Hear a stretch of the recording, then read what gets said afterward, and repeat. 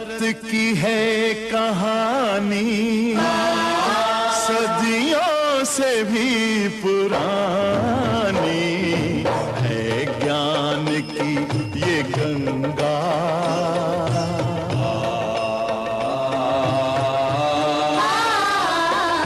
है, ज्ञान की ये गंगा, ऋषियों की अमर वाणी। प्रश्न जैसे पूछा है कि किसी के ऊपर देवी देवता आ जाते हैं, भगवान चढ़ जाते हैं, किसी को कहते हैं ना, किसी के ऊपर काली माता चढ़ गई हैं, किसी के ऊपर दुर्गा माता चढ़ गई हैं, और लोग गुस्सा करने लग जाते हैं, ऐसी हरकतें करते हैं, कोई हाथ फेंकता है, कोई पैर फेंकता है, कोई कहता है खा जाएंगे, कोई विनाश कर देंगे, इस तरह की बातें करते हैं ना। ये रिया ने पूछा है प्रश्न कि जो सबके ऊपर देवी देवता चढ़ते हैं गुरुजी, वो क्या है, किस तरीके से सच बात है कि झूठी घटना है, क्या है। ऐसी बहुत सारी घटनाएं मैं आपको बताता हूँ। एक घटना के बारे में आपको समझाता हूँ। एक स्त्री बहुत बीमार रहती थी, हमारे संपर्क की है वो, हम उसे जानते हैं, वो हमें पूरी कहानी बताती थी। ऐसे ही एक व्यक्ति था, वो नाटक करता था कि मेरे ऊपर माता आती हैं, मेरे ऊपर माता आती हैं। कौन सी माता आती है? दुर्गा माता। और वो आती हैं तो कहती हैं कि तेरे ऊपर ये है दिक्कत और इस तरीके से तेरा समाधान हो जाएगा। समाधान के तरीके क्या है कि माता को एक कान का चाहिए, कान का, और एक नाक का, सोने का चाहिए, एक गले का चाहिए माता रानी को, तीनों चीज सोने की चाहिए। और वो सोने का एक लोटे में डाल करके लेके आओ, हमें अर्पित करो, फिर हम उससे पूजन करेंगे। वो लड़की कर्जा लिया उसने, गरीब परिवार की थी बेटी, उसने अपने कान का बनवाया, नाक का बनवाया, गले का बनवाया, गले का बनवा के ले जाके एक पीतल के लोटे में डाल करके उन्हें दे दिया। तो उन्होंने कहा कि अब आपने ये ले आई, अब मैं पूजा करता हूँ, आज मैं रात भर पूजा करूंगा और खूब इस तरीके से दिन में हु करना, और जो भी नाटक जिस तरीके से उनके चलते हैं कि आ गई हैं, अब मैं खा जाऊंगा, अब मैं ये कर दूंगा। उसने इस तरीके के सारे नाटक कर करके उसके सारे वो सोने के बर्तन लिए और ले करके कहा कि रात में मैं पूजा करूंगा और पूजा करके फिर ये लोटा दूंगा, और जिसके यहाँ बताऊंगा कि ये इसे वहां ले जाके इसे खोद के गड्ढा करके इसे उसके अंदर धर के और मिट्टी लगा दो, और वहीं पे जा करके तुम्हें इसे रखना है। और यदि आप वहां पे रख दोगे, यदि आप वहां पे इसे रख दोगे तो क्या होगा कि फिर देवी देवता आपकी रक्षा करेंगे और ये जितने भी भूत प्रेत हैं सब आपके ऊपर से भाग जाएंगे। इसमें माता रानी का मैंने आशीर्वाद डाल दिया है। और एक बात ध्यान रखना कि इस लोटे को खोलना नहीं है, जिसने भी इस लोटे को खोला वो अंधा हो जाएगा। क्या हो जाएगा? वो अंधा हो जाएगा। मैंने इसके अंदर सोना चांदी और वो गले वले का सब डाल दिया है, इसमें जल डाल दिया है, ये यहाँ ले जाकर के खोद के गाड़ दो। यदि आपने आंखों से देख लिया तो आप अंधे हो जाओगे, इसलिए इसे खोल मत लेना, चुप ले जाके गाड़ देना। उस व्यक्ति ने सोचा कि कहीं सच में ऐसा ना हो जाए मैं अंधा हो जाऊं, उसने ले जाकर के उसे गाड़ दिया।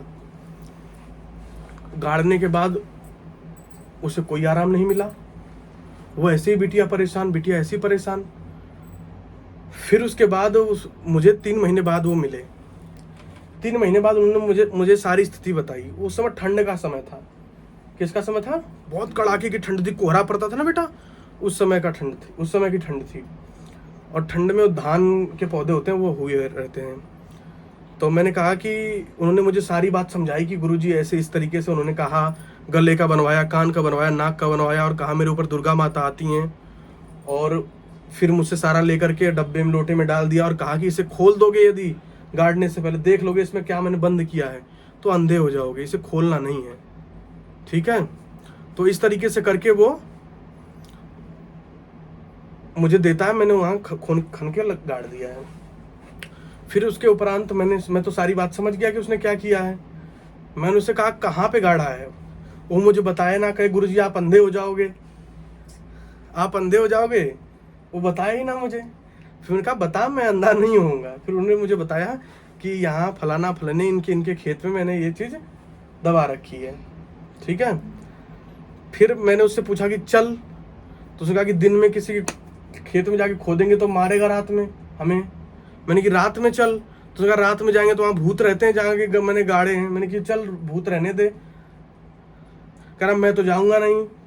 मैंने कहा चल मेरे साथ, करा आपके साथ नहीं जाऊँगा। मैंने कि सुबह चलेगा कोहरा में? कहा हाँ सुबह चलूँगा कोहरा में। जैसे तैसे उसे राजी किया, लेके गए। मैंने कहा चल खोद। अब वो धान वहाँ बुब गया है, खेती हो गई, पता ही नहीं चल रहा कहाँ खोदा। थोड़ी सी इतनी जगह पे खोद करके गड्ढा करके निकाला वो लोटा, निकाला, घर लेके आए। तो मैंने कहा उसे ला दिखा मुझे। अब वो मुझे देना कि आप अंधे हो जाओगे, आप अंधे हो जाओगे। मैंने कि दे तो सही। मैंने उसे पूरा खोला, खोल के देखा तो उसमें कुछ नहीं, केवल ईंट, 2-3 ईंट वीट के टुकड़े डले हुए और पानी डला हुआ था। फिर मैंने उसे वैसे का वैसा पैक कर दिया। फिर मैंने कहा यदि तू ये कह देगा कि मैंने खोल के देख लिया इसमें कुछ नहीं है, तो वो तुझे कुछ नहीं देगा। तो एक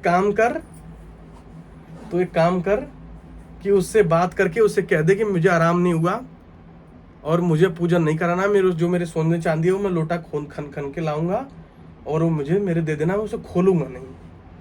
खूब प्रेशर दिवाने के बाद और खुद थोड़ा धमकी उमकी दिवाने के बाद फिर उसने कहा कि ठीक है खोल मत देना, नहीं अंधे हो जाओगे तो मेरी कोई गारंटी नहीं है। जबकि मुझसे पहले ही खोल के देख चुके थे कि उसमें कुछ नहीं है, समझे ना। वो हम उसे लाए और उसे भेजा, जाओ वहाँ पे उस स्थान पे जा। वो वहाँ गया, जा करके उन्हें देता है तो वो कहता है कि अब जाओ, मैं 2 दिन पूजा करूंगा माता रानी को प्रसन्न करके, उसके बाद इसमें से निकाल के फिर तुम्हें दूंगा। 2 दिन तक वो लोटा रखता है। फिर जो कान वान के थे उसमें से कुछ थोड़े बहुत उसे कूच के अपने हाथ से जो रख रखे घर में उसके ना, न जाने कितने लोगों को ऐसे ठगता है वो रोज, ऐसे कूच करके उसमें लोटे में डाल दिया, फिर बंद कर दिया, फिर बुलाया, फिर इनके सामने पूजन करके फिर खोल दिया, कहा ये लो तुम्हारा सामान। उसे लगा कि हमने खोला नहीं, पर फिर भी जब गरीब आदमी को जो कुछ मिलता है ना, टूटा फूटा सोना ही लेके वो चला आया। ऐसे हमारे साथ भी हुआ था। हाँ, तो इस तरीके से करके बेटा सबके साथ होता है। तो ये पाखंडी लोग जो है ना, ये सब जगह फैल चुके हैं, गली गली में फैल चुके हैं, ये गली गली में फैल चुके हैं, ये गली गली कुन्नड़ हर स्थान पे फैल चुके हैं और हर लोगों को पागल बनाते हैं। क्या माता रानी और उन लोगों की इतनी स्थिति खराब हो गई है कि वो हर किसी पे आ जाएंगी। आजकल शराब पीने वालों पे भी माता रानी आ जाती हैं। कमाल की बात यह है कि जो लोग दारू मदिरा पी रहे हैं, शराब पी रहे हैं, उन पे माता आ रही हैं और आगे खूब कहती है, ऐसे करती है, हाथ फेंकती है, कहती शराब चाहिए। अरे माता रानी शराब कब से पीने लग गई? उनका चरित्र कितना पावन है। उनको किन किन नामों से पुकारा जाता है? जो नवरात्रि 9 दिन की चलती है, देखा है? ब्रह्मचारिणी। जो ब्रह्मचारी है वो मदिरा पान करेगा, उनका एक नाम ब्रह्मचारिणी है। ब्रह्मचारिणी इसका नाम इसलिए कि वो ब्रह्मचार्य से रहती थी। तुम उन्हें कहते हो मुर्गा खाती हैं, मेरे ऊपर आती हैं। झूठे झूठे ढोंग पाखंड करके देवी देवताओं क्यों बदनाम कर रहे हो? गली गली कुन्नड़ पे आज ऐसे लोग बैठ गए, कहते हैं मेरे ऊपर काली माँ आती है, मेरे पास दुर्गा माँ आती है। इस तरीके से करके नाटक करते हैं और नाटक करके लोगों को गुमराह करने का काम करते हैं। ऐसे लोगों के खिलाफ भी कार्रवाई होनी चाहिए। अरे तुम अपना जीवन तो देखो, तुम भोगी आदमी ठहरे, तुम्हारा कोई चरित्र नहीं, तुम्हारा कोई त्याग नहीं, कोई तपस्या नहीं, तुम लोगों को ठगने का काम करते, तुम्हारे ऊपर देवी देवता आने लग जाएंगे। इतना आसान होता है क्या देवी देवताओं को लाना? ऋषियों ने तपस्याएं करके, श्रम करके, परिश्रम करके, कितने जप ताप ध्यान करते हैं, तब वो ईश्वर से मिलना उनके लिए इतना कठिन हो जाता है, देवी देवताओं से मिलना इतना कठिन हो जाता है। तुम अपने आप को इतने बड़े मूर्ख समझते हो और जनता को इतना पागल बनाते हो कि तुम्हारे ऊपर तुरंत देवी जी आ जाती हैं। अरे उनको इतनी फुर्सत है कि वो तैयारी बैठी होती है आने को। किसी ने थोड़ा सा वो किया, मेरे ऊपर देवी आने लग गई, मेरे ऊपर देवताओं को क्या इतनी फुर्सत है कि वो रोज तुम्हारे ऊपर चढ़े रहते हैं? नहीं इतनी फुर्सत। और फिर तुम अपना चरित्र तो देखो, जो लोग ऐसे ढोंग पाखंड रच रहे हैं, निरे पाखंडी। तो मैंने उदाहरण दिया कितना बड़ा पाखंडी था। दुर्गा माँ का नाम लेता था कि मेरे ऊपर दुर्गा माँ आती हैं और गरीब और लोगों को इस तरीके से सता रहा है। आजकल आदमी गरीबी इतनी त्रस्त है कि अपने लिए कानों का नहीं बनवा पाता है। छोटे मोटे आभूषण बनवाने के लिए वो तंग रहता है, कर्जे लेता है, ऋण लेता है, और तुम लाखों रुपए का लोगों का नुकसान कर दे रहे हो केवल ढोंग पाखंड के नाम पे। इस तरीके का व्यापार खुला चल रहा है, खूब धंधा। गली गली में ऐसे दुष्ट तैयार हो गए हैं जो कहते हैं मेरे ऊपर दुर्गा माँ आती है, कोई कहेगा मेरे ऊपर बब्बा आते हैं, कोई कहेगा मेरे ऊपर मैया आती है, कोई मेरे ऊपर ये आते हैं, मेरे ऊपर वो आते हैं। सब अपनी अपनी दुकानें खोल के बैठे हुए हैं किसी को भगवान से मतलब नहीं, शिव से मतलब नहीं, कृष्ण से मतलब नहीं, सब भगवान बने बैठे हैं कि मैं भगवान हूँ, मेरे ऊपर कृष्ण आते हैं, मेरे ऊपर शिव आते हैं। इस तरह की कहानियां रच लेते हैं, इस तरह के पाखंड फैला रहे हैं, सबका शोषण कर रहे हैं।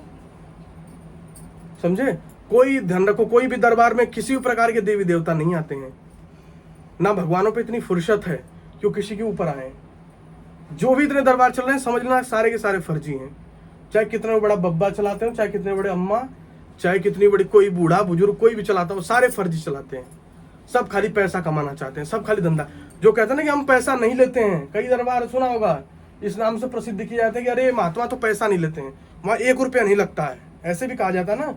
वो इसलिए कि तुम्हें 1 रुपया नहीं लेंगे, पर तुम्हें भ्रम जाल में फंसा देंगे, और फंसा करके, जैसे ये बता रही ना कि मेरे साथ भी ऐसा ही हुआ था, बेटा बता रहे ना आपकी मेरे साथ भी ऐसा ही हुआ था।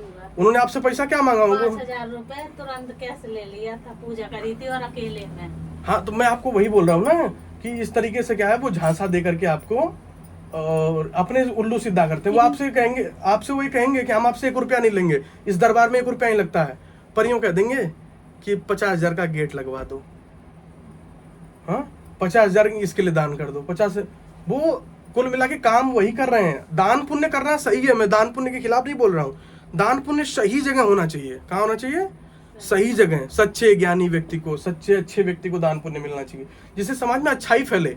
पाखंडियों को दान पुण्य करोगे, पाखंड फैलाएंगे, रोज नए नए आडंबर तैयार कर देंगे। जितने भी, ध्यान रखो, लोग कहते हैं ना ये दरबार सच्चा है, अरे ये सारे दरबार झूठे हैं। तुम 2 कौड़ी के आदमी, तुम्हारी कोई औकात नहीं, तुम सोचते हो तुम्हारे ऊपर देवी देवता आ जाएंगे? अगर तुम्हें छोड़ दिया जाए तो तुम्हारे ऊपर कुत्ता तक ना आए तुम्हारे बुलाने से, और तुम कह रहे हो मेरे बुलाने से देवी देवता आ जाते हैं। मतलब इतने बड़े बड़े पाखंडी तैयार हो रहे हैं समाज में, इतने बड़े प्रपंच रच रहे हैं, खुद का बेटा बात नहीं मानता और देवी आती है ऊपर। समझे ना? इस तरीके के पाखंड फैला करके, और आती हैं तो फिर क्या, आती नहीं है, शराब पी मांगती हैं, कहती हैं शराब लाओ, फिर कभी कह देंगी बकरा लाओ, फिर कह देंगी मुर्गा लाओ, फिर कह देंगी कुछ लाओ, फिर कह देंगे कुछ दान करो। बच्चा पैदा हुआ तो पहला दूध बाबा के ऊपर चढ़ा दो, बाबा प्यासे बैठे हैं। जैसे बच्चा पैदा हुआ तो माँ अपना दूध बाबा को चढ़ाए, बताओ बाबा को दूध नहीं मिला? या इतने प्यासे हैं वो? बात समझे? तो इस तरीके की जो ढोंग पाखंड धतूरे चला रहे हैं, ये हर धर्म वाले चला रहे हैं। देखो मुसलमानों की स्थिति देखो, मुसलमान भी यही काम कर रहा है। मुसलमान तो बकरीद पे देखो कितने बकरे काटता है और कहता है कि करो, ये अच्छी बात है, इसको करते रहो, अपने बच्चों को सिखाओ, इस तरीके की सीख देता है।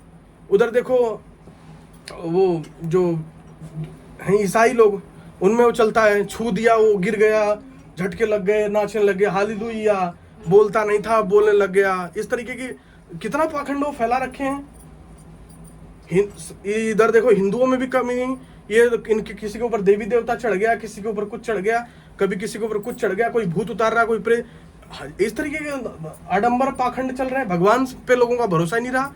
और जो पाखंडी भगवान के रूप में दरबारों में बैठे हैं, वो कोई मुर्गा खाता है, कोई मांस खाता है, कोई कह देगा माँ आ गई मेरे ऊपर, वो शराब मांग रही है, कोई कह देगा माँ आ गई मेरे ऊपर, वो मुर्गा मांग रही है। इस तरीके का चरित्र हो गया है, और इस तरीके का चरित्र समाज के लिए घातक है भाई। समझे? कभी भी किसी को ऊपर देवी देवता नहीं आते बेटा, इतना फुर्सत नहीं देवी देवताओं को कि वो आपके ऊपर आके चढ़ के बैठे। समझे? बड़े ध्यान साधना उपासना के बाद भगवान आते हैं, और जिसके ऊपर भगवान आते हैं ना, उसकी बुद्धि निर्मल हो जाती है, उसकी बुद्धि पाप में नहीं जाती है।